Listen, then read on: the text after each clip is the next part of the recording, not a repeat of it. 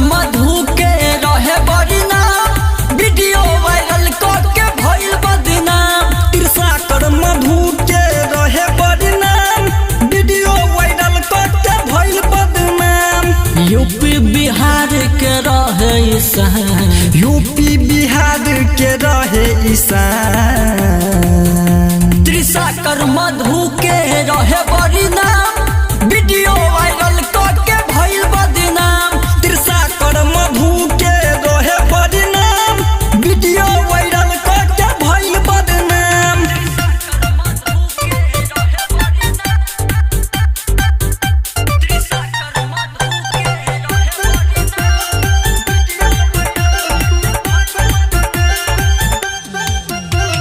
Model इरा है खूबे बेजोर हो,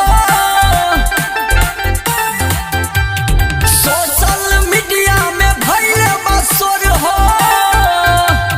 मॉडल इरा है खूबे बेजोर हो, सोशल मीडिया में भईल बसोर हो।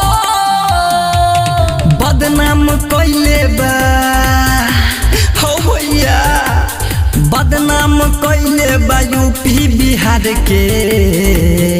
तिरसाकर मधु के रहे बदनाम वीडियो वायरल करके भईल बदनाम। तिरसाकर मधु के रहे बदनाम वीडियो वायरल करके भईल बदनाम।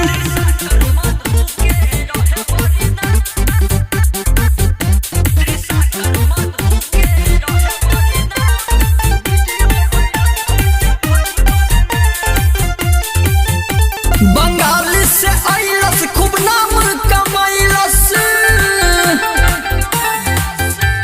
सुपर स्टार साथे वीडियो बनैलस। बंगाल से आइलस खूब नाम कमाइलस, सुपर स्टार साथे वीडियो बनैलस।